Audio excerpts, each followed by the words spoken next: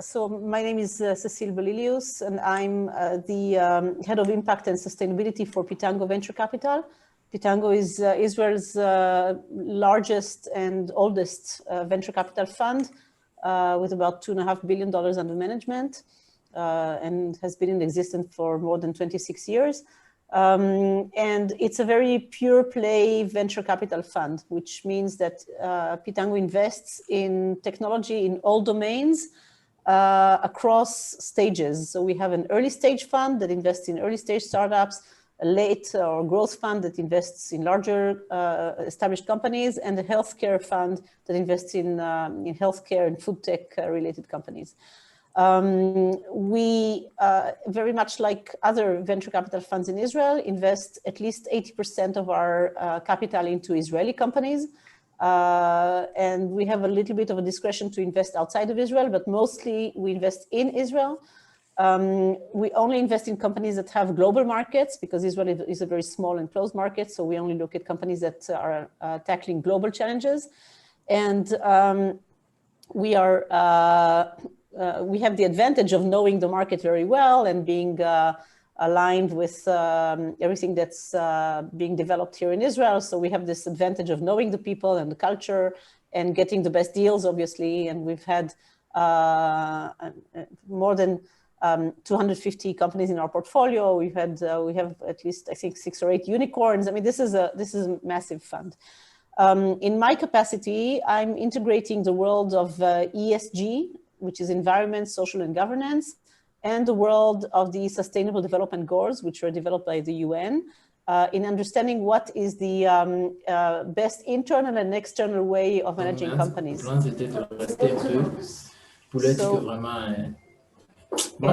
you hear me? I think somebody needs to put on mute. Okay. So what that means is that we would like to see our portfolio companies manage themselves in a way that is compliant with regulations such as diversity and inclusion. We want to make sure that they have a good corporate governance, that they take care of their carbon emission, and generally manage themselves in a way that is accountable and positive. And if possible, we would like to see how the companies are developing products which are addressing one of the 17 Sustainable Development Goals that were developed by the UN, and create positive impact by using their product. We're integrating this across all our funds. And basically, this is a very new and important wave that is coming into the venture capital world, where venture capital is now finally starting to adopt the world of ESG, in understanding its responsibility in making investments that are positive, not only internally, but also externally towards the global challenges that we all face. And that Pitango is actually the pioneer fund that is doing this in the world. So I'm really proud to be holding that position. It's, as I said, a fund that is very, it doesn't have a specific domain. So we do have expertise in investing in, from deep tech to any other properties that you can think of. And just as an anecdote, one of our founding partners is Chemi Peres, who is the son of our late president, Shimon Peres, if you happen to have heard of him. That's a bit about us. Okay. Thank you very much. Thank you very much, Mrs. Cecile. Please, I will ask this question. Before we got the presentation of Mr. Sébastien about how Israel has come out with the term startup nation. And I would like to know how you think the VC industry is shaping that reputation of Israel as the startup nation in the world. If, for example, let's say other countries like France or Germany are willing to create the same kind of, let's say, environment inside the ecosystem, according to you, how the VC industry usually help or usually intervene to make it possible? So I think it's the VC industry is just one player in a whole ecosystem, and you know it takes a village to raise a child, and the same goes for entrepreneurs and startups. It's not enough just to have venture capital funds or even capital available. You have to have the right mindset to grow and nurture entrepreneurs from the very early stages. So you need to have the academy that is creating the ideas and the IP. Particularly in Israel, you have to have the military, which has very strong technology units where very young people are really bringing their expertise to their own market and gets a lot of experience. You have to have the incubators, which are funded by the government, that are helping the companies grow in their first baby steps when the capital is so hard to come by because of the risk. You have to have accelerators that are able to propel the companies into global markets. The VCs are there. So before the VCs, you have to have angel investors who are stepping in first with the first capital before the VCs are coming in. And you have to have the VCs who are then taking care of the funding afterwards. And of course, the multinational companies that are coming in to scout for opportunities and buy companies and provide cooperation for their products. So it's really a whole ecosystem. It's like a car. If you only inflate one wheel, the car will not drive in a good way. So even if a country would say, okay, so we'd like to be the startup nation as well, so let's build a very strong venture capital industry and all the rest will happen by itself, that's not how it happens. And you really have to have the entrepreneurial spirit, the ability to seed the innovation, make sure that enough entrepreneurs fail in order to create more ideas and more proliferation of patents and manpower. You have to make sure that you have skilled people that are able to invent, but also execute on the ideas. The partnerships are extremely important. So I think it's not just one thing. Now, the venture capital industry in Israel is growing year over year. It's growing all the time. But it's not growing because somebody decided that it's a good idea to just set up a VC in Israel. It's growing because the opportunities are here, because the talent is here, because the price is right. And if you want to develop a product, probably in Israel it will be cheaper than in Silicon Valley. And because the atmosphere is such that it's global, so you don't need to first be very local and then think how you scale, but you instead in Israel with Israeli companies, you scale from day one. So the opportunities are here and that's why the money comes, not the other way around.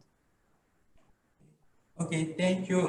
So if I would like to understand, you have talked about 5 points: the skills, the right mindset, the environment and framework to nurture entrepreneurs and give them the opportunity to fail, and also maybe to finish the talents.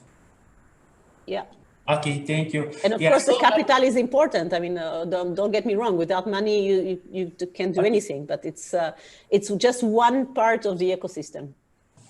Okay, thank you. Yeah. So I have a question, please, Patrick. We have a question from Luca. He is asking if Pitango also invests in startups outside of the Israeli ecosystem. Yeah, so like I said, we do have several investments outside of Israel, but a majority of our investment capital goes to Israeli startups, certainly in early stage where we want them close to home and we can help them build and scale their startups. Many of the Israeli startups, when they grow, they establish a headquarters outside of Israel, mostly in the US. So we continue supporting them, but they're still Israeli related. So even if they're not in Israel anymore, they are still Israeli related. So I'm afraid that it's a very few out of every cohort in every fund, very few are funded outside of Israel. Okay. This brings us to my question. My second question is, when you support early stage startups, do you mean like prototypes or MVP stage, or? Well, when you talk about early stage startups. Oh, when the stage that we fund Yes. in early stage? Mm-hmm. Yeah, that's it's a good question. If you have a group of serial entrepreneurs that are setting up their second or third startup after a big success, then even if they have an idea and a PowerPoint presentation, we will fund them. If you have first-time entrepreneurs, mostly they will have to come with some MVP or some traction in the market, because otherwise it will be too early. If you have disruptive technology that cannot be proven before you put massive investing, but the massive upside and potential is really high, then we might consider going in earlier. So it's really not a one-size-fits-all question. It really depends. Okay, this makes sense. And for my third question, like from my side, whenever I hear Israel, like I know that Tel Aviv is the startup ecosystem. Like in most countries, we hear only about the capitals, right? So I was thinking if in Israel there is also a good ecosystem, like in France for Grenoble or in other places, because as far as I know, I just know Israel, like Tel Aviv. Yeah, that's because Israel is really small and most people are not familiar with the Israeli geography. But I can tell you that there's a very prominent startup ecosystem and scene in Jerusalem. There is now, actually, there are two new startup centers being set up. One that specializes in cybersecurity that is based in Beersheba, which is in the south of Israel.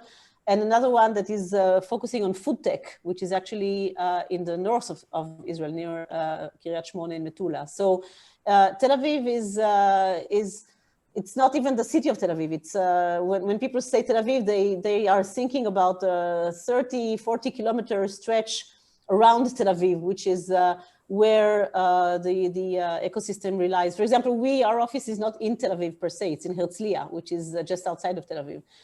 So I see Tel Aviv from my window, but we're not technically in Tel Aviv. So I think most of the startup ecosystem is somewhere in the 30 to 40 kilometer region around Tel Aviv. But as I said, there is a thriving ecosystem both in Jerusalem and in other places as well. Okay, thank you so much. Yeah. Ayman, please, you have your question. I would like to know if you can ask them.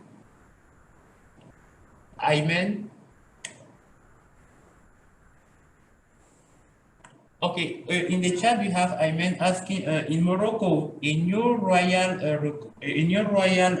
commendation are focusing on the south of Morocco to be the new economic hub. Can the model of startup nation be applied to new countries? And can the new relations between Morocco and Israel will boost the new economy that Morocco has as a vision? So he would like to know more about the relationship between Morocco and Israel, because it seems that at the moment there are some close ties between the two countries in their way to behave about, let's say, economies and startup nation. Yeah, so first of all, I think there are very strong and warm ties between Israelis and Moroccans for many, many, many years. We have quite a prominent Moroccan community in Israel. And therefore, it's a very known secret that a lot of Israelis are traveling to Morocco and there's a very warm relationship. But it was informal until just recently. And now we are just getting into the formal part of the relationship where there will be more open and overt relationship between the countries as countries.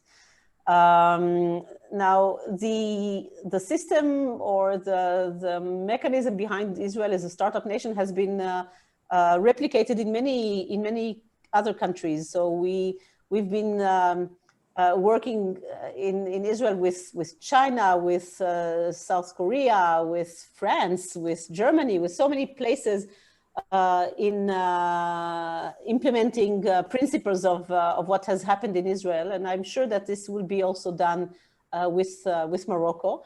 But remember that the idea of Israel as a startup nation is to build technology solutions which are global and not necessarily geographically located. So when you're thinking about developing the south of Morocco, for example, as an innovation hub or as a sort of startup nation, it's really about the talent and the people coming there, as opposed to developing a region just because you want to develop a region and create jobs, for instance, and then the best way would probably be to set up factories or places where you can have jobs. So the startup nation really is not built on job creation, it's built on talent and brain power.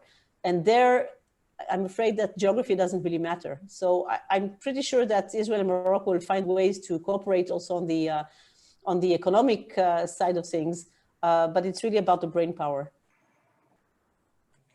Thank you. Yeah.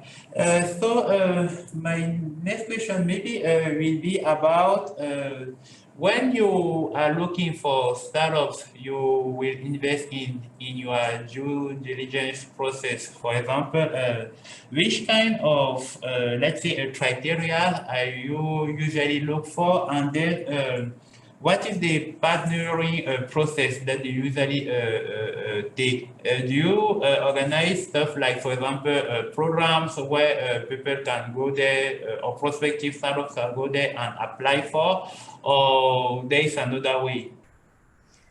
No, so, all right, so I'll talk about this briefly because I really want to leave some room for Stephane to speak. We are being approached by a few thousands of startups every year. The way to approach us is to either come through somebody you know in the fund that will be able to submit the information to the investment teams, or send an email with the deck to the investment teams directly.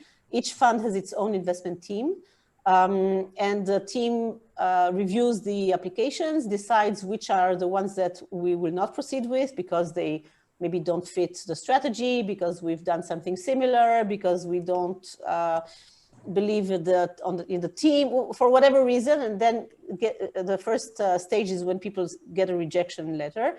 The ones who go through this process and continue, we gradually speak about them more and more until we reach a stage where we decide to go on a full due diligence process, after which we take a decision in the investment committee and make the investment. Now, the criteria, we call them the 4 T's and the I. So we have 4 T's. The T number 1 is team. We look at the team. T number 2 is technology. Well, of course, we want to know what the technology is. T number 3 is the theme, which the theme really means the market. What is your market? Where are you going? What is the theme of the company? And number 4 is the terms. So what is the deal here? What is the deal, what we want to do? And the I is the impact. So we're looking for 4 T's and I.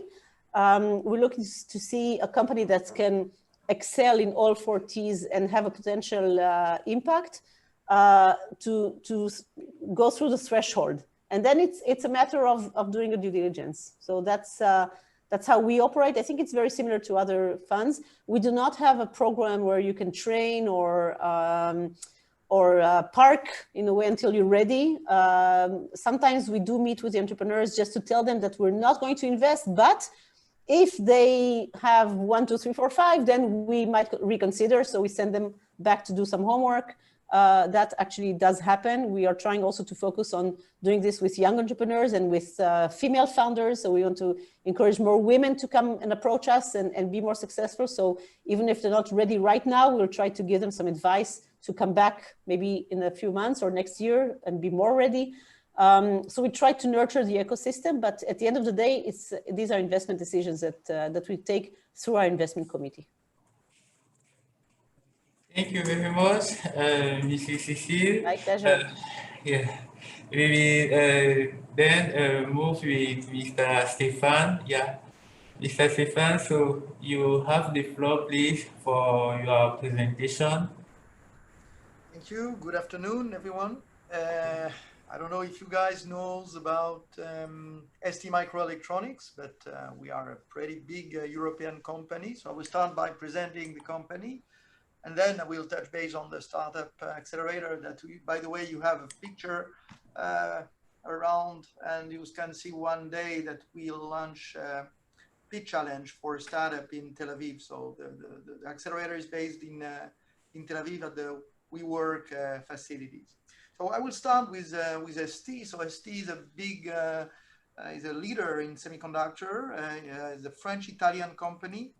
And we started another way around in Israel. We didn't start by putting any scouting activity or any innovation or fab lab. We started by making business. So it's a bit different. So as a big corporate, we came in Israel to develop our business in Israel. It was around 2001, if I remember well. Then we put in place an R&D center in 2012 by acquiring a company in micro mirror in a MEMS component.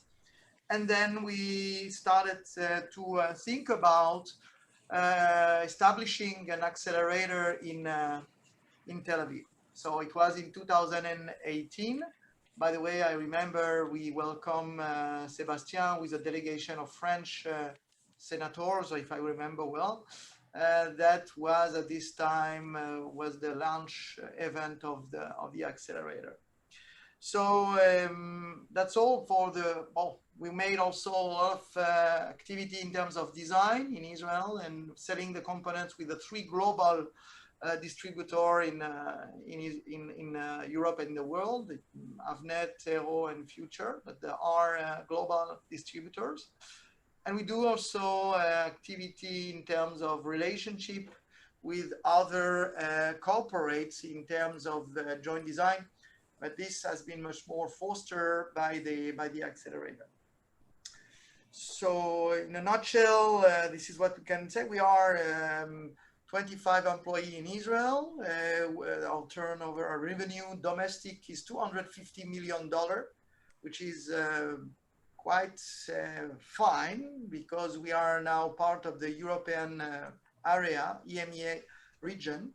So we are good performing in terms of business activity for Israel that places ST in the top leader of semiconductor reseller in Israel, even beyond the big names that you can imagine, because let's say in Israel, we don't have so much car maker or white goods or consumer electronics, but a lot of industrial. And as Cecile mentioned before, we are a gateway to the world. So let's say the bottom line, we want to go global with the startup that we are accelerating. So the big market is not only in Israel, but around the world. Any question? Okay. Thank you very much for your presentation of ST-Microelectronics and also its role there. But my question will be more related to the accelerator ST-Up. Yeah. So I would like to know in the ecosystem of startups in Israel, what is the role or the scope that the accelerator usually has there? Yeah, it's a good question. We are not a venture capital accelerator. We are not taking any equity in the startup we are accelerating. We are an R&D accelerator. So in the domain of the semiconductor industry, it was really demanded by the startup because not so much hardware accelerator exists around the world and even in Israel. You have a lot of software accelerator, a lot of VC or financial one, but not so much accelerator dealing with hardware and system. So we were one of the pioneer in Israel doing that, and even in the world. But what we wanted to, let's say, in the field of activity, was to scale up the startup in different domain, in different, let's say, I will have to say, industry. In automotive, in industrial IoT, in consumer electronics, in personal equipment. but also because the fabless company don't touch so much to this big global market. We wanted to allow them to access to a strategic partner, to a technology, or even to business unit that sometimes is very difficult to achieve when you are a small company in another part of the world. Thank you.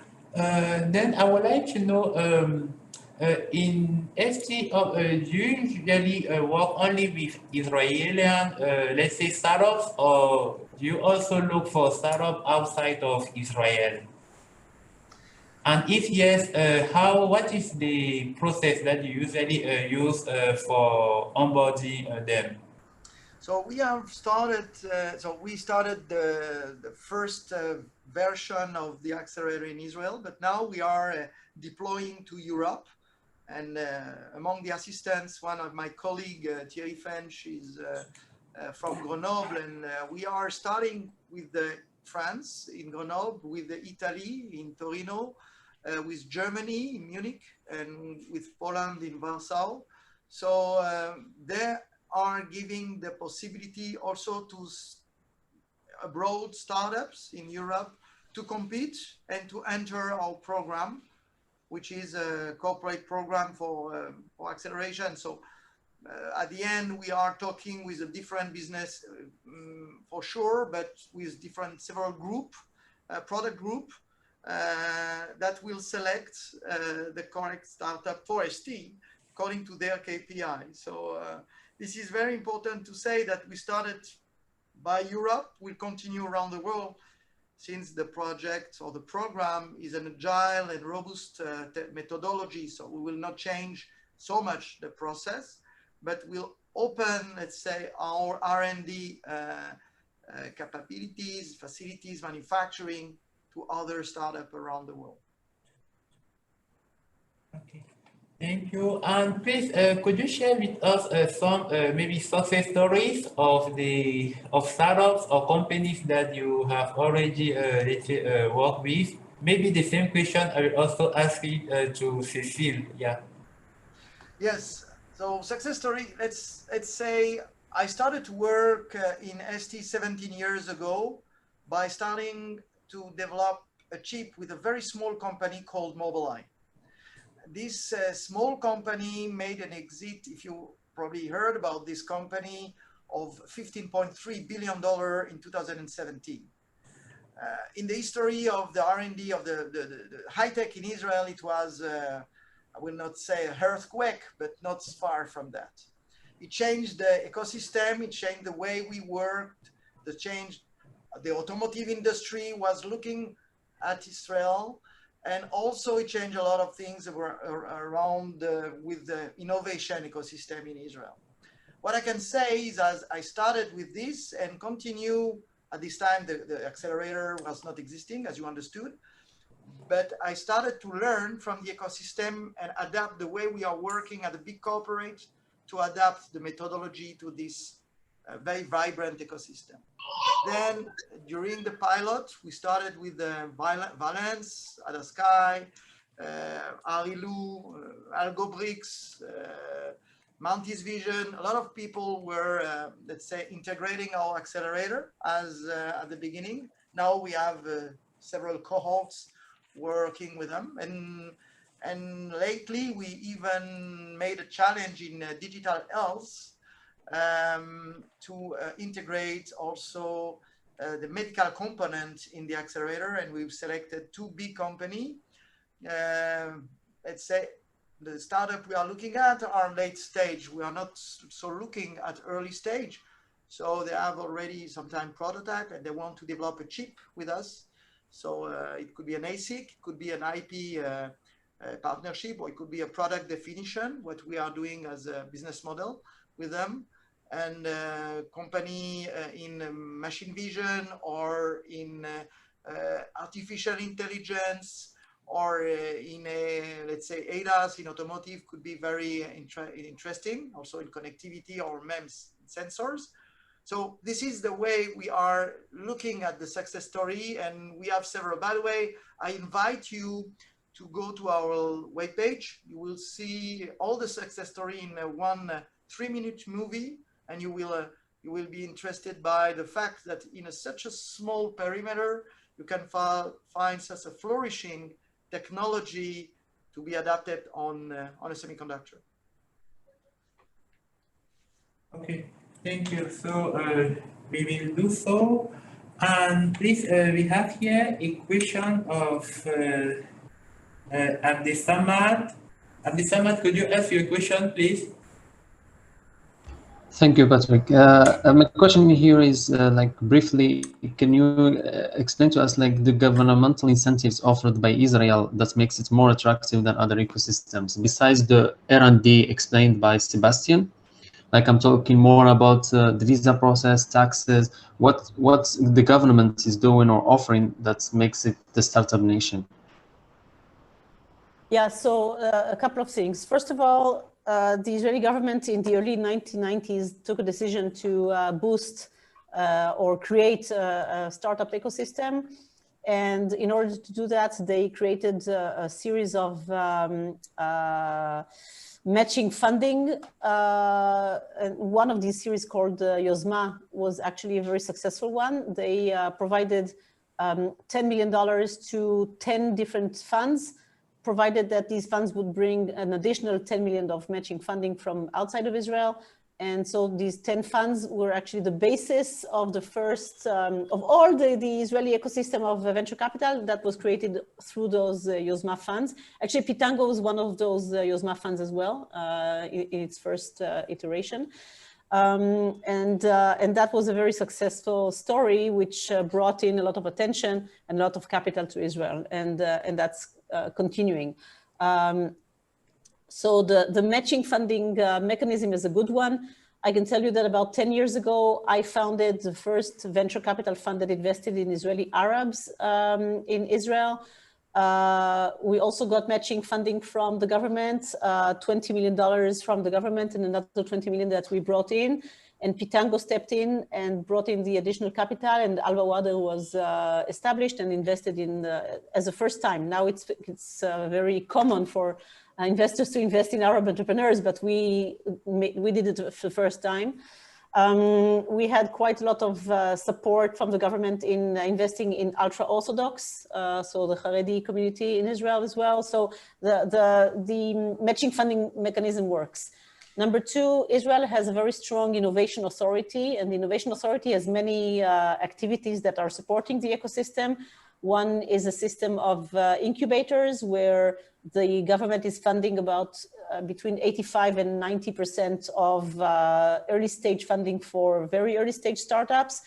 And the partners that are getting the permission to operate the the incubator, have to pay up the fees for the operation of the incubator, but also just 15% of the funding that is required by the startups.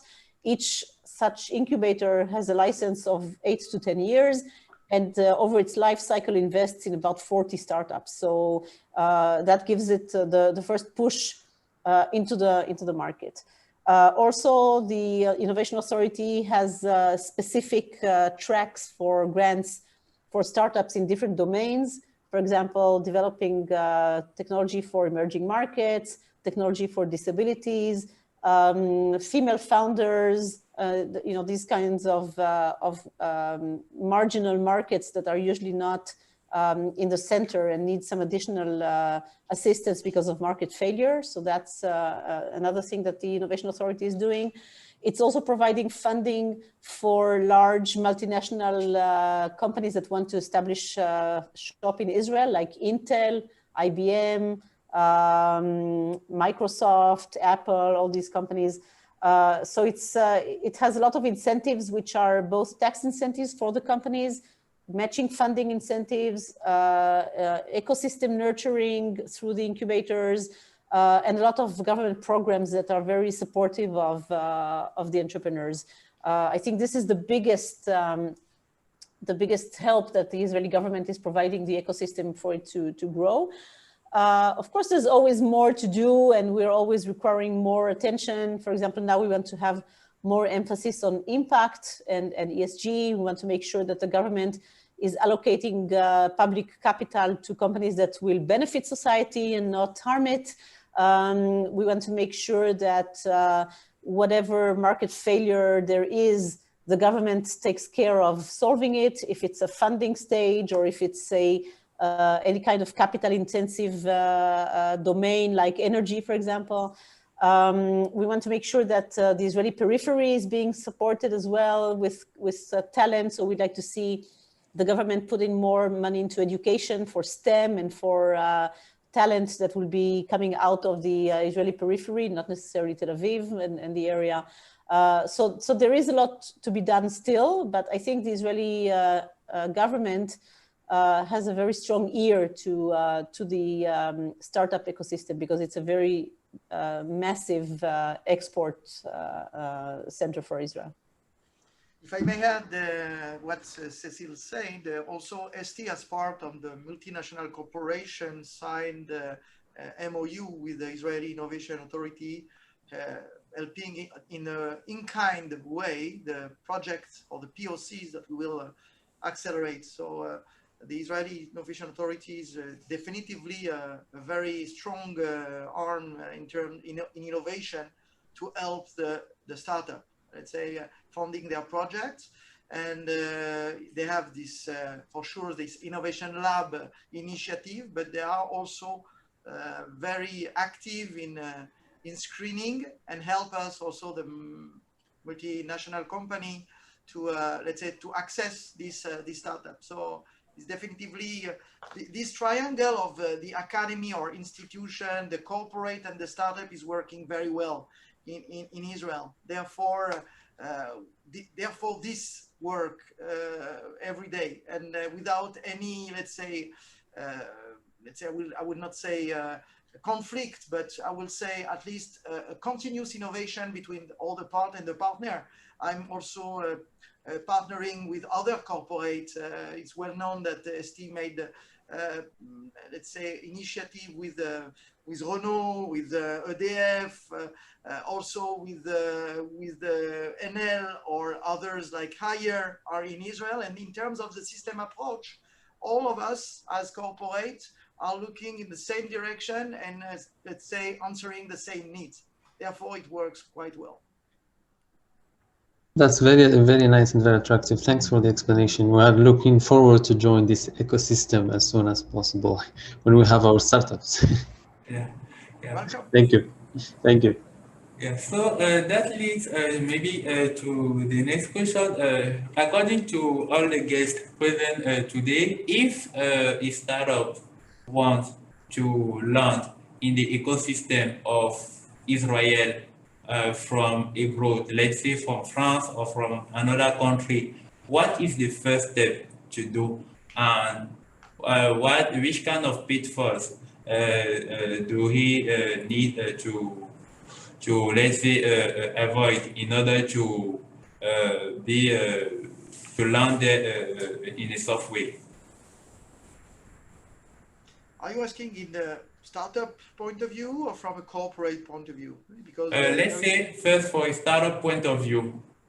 Okay, again, there is no one size fits for all. You have to adapt your, let's say, your KPI and also what you want to achieve. Israel is a very proactive and vibrant ecosystem, but it's not the El Dorado. It's an El Dorado, but not everybody will find gold. I just want to remind you that only 4 to 5% of the startup will succeed, and not only in Israel. Let's say the conversion rate of the success story is not such a big. We know them because they have succeeded. We don't know all of them that have failed and learn from this failure to restart. I will name the startup nation much more the restartup nation, because people learn to fail and challenge themselves and restart. This resilience in terms of ecosystem and also people, they are not so, let's say, they don't have fear to fail. What probably in Europe, we will learning. I know because I learned in France. The failure is not a diploma. In Israel, I will have said it's much more allowed. So from startup point of view, you have to be ready to fail, not to succeed at the first sight. But also you have to be well connected. It's all about networking, professional networking. Also, it's about strong and professional partnership. I really like the way that Cecile explained her due diligence. We are talking about technology here. We are talking about R&D or technology. We are talking about team. And this is also something that we look at. So you have to have a great team, a strong team, and to display it as it is. And also, I will say the right application or product that will answer the needs of the ecosystem. Don't try to reinvent the wheel, not try to compete. Look at what you are doing the best way and let's say go for that. So in terms of startup, there is now very easy access to all the ecosystem, if it is via the embassy, the institution, the academy. Also, it is much more federated in Israel. So you can reach the guy you want, the investor you want in 2 phone calls. So you have to learn how to connect and how to take the, let's say, the advantage of the ecosystem, not in a, let's say, in a very positive, you have to do it in a very positive way, in the fact that every contact counts in Israel. And you cannot imagine that it will be the key to your success. Thank you. So if I want to summarize what you said, if a startup wants to soft land in Israel, let's say the team of that startup should work on stuff like, let's say, the networking part. And something really interesting is that you can learn in many ways. You can leverage on your embassy, you can leverage on the academy, you can leverage on the investors there.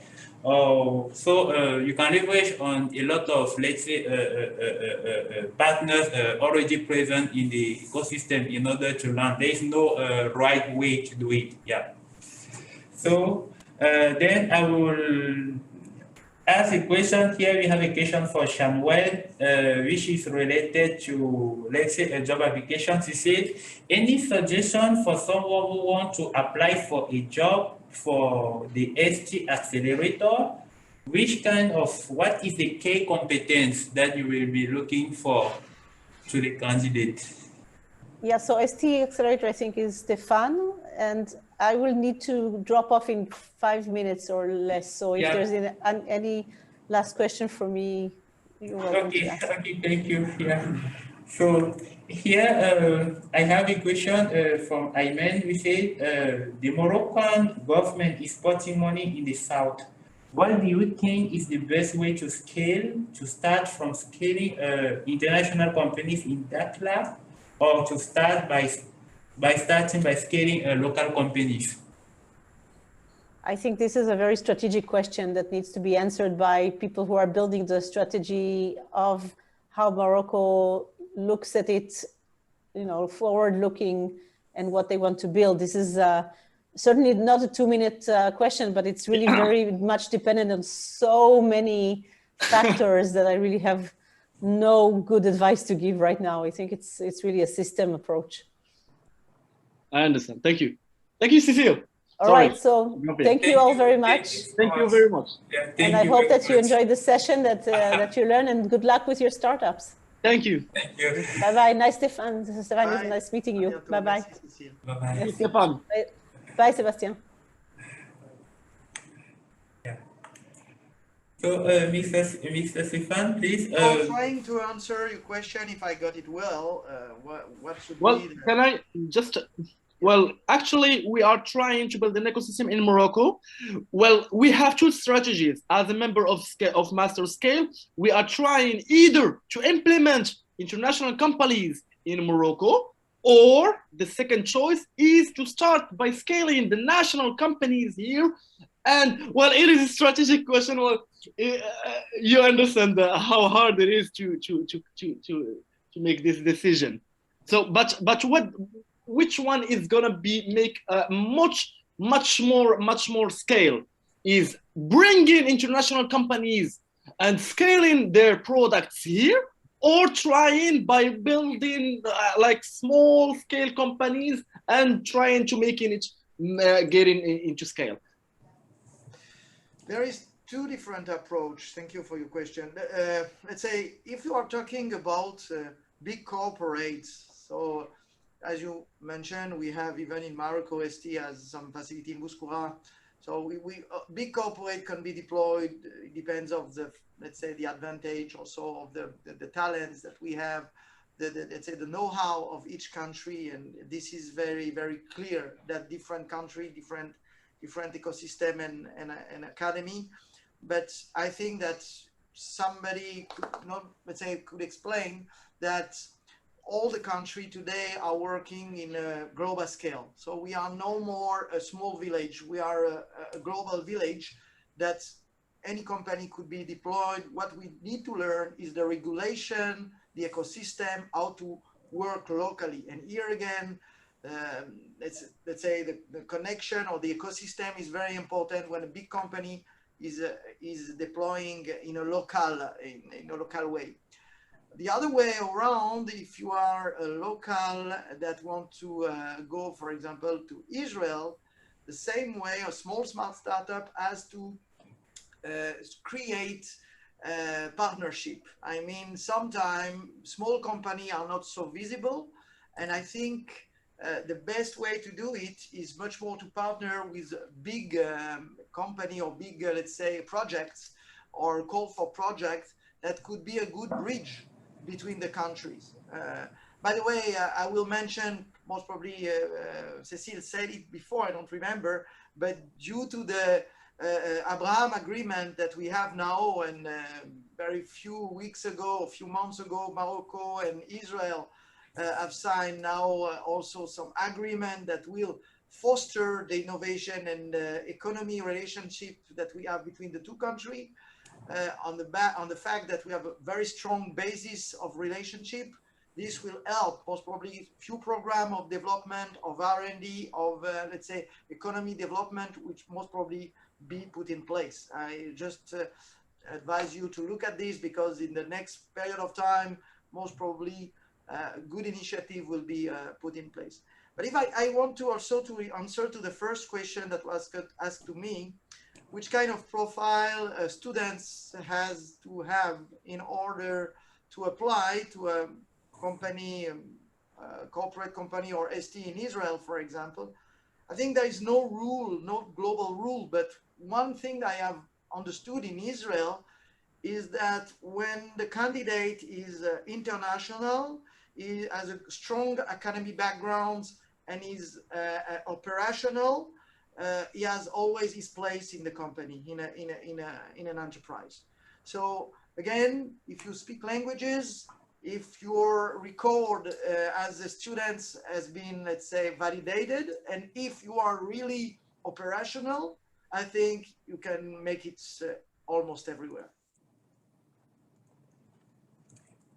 Thank you very much. I would like to know if someone has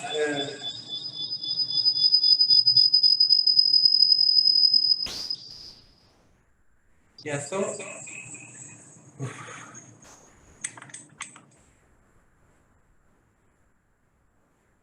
yeah, so I wanted to ask, please, if someone else has a last question, maybe a last question before we close the session, maybe in the classroom.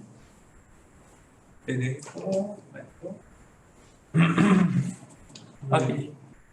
Yeah, so What I can tell is that Israel, and just to finish, and last word, between Israel and Grenoble, we already started, and thanks to Sébastien and thanks to Thierry, as you understood, we are starting to promote this relationship even at the level of ST. We will most probably have our ST App Accelerator in Grenoble. And what we can say is that Israel is a kind of region, okay? It's a very small country. We are looking at Israel today also because of the COVID and the vaccine and all the, you can see and read in the news.